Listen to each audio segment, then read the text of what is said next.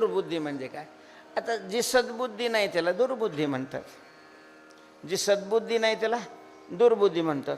मग सद्बुद्धी कशाला म्हणतात?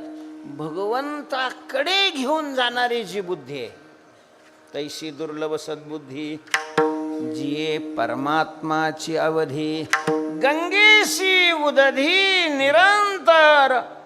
तसं भगवत प्राप्ती विषयक जी बुद्धी आहे त्याला सद्बुद्धी म्हणतात.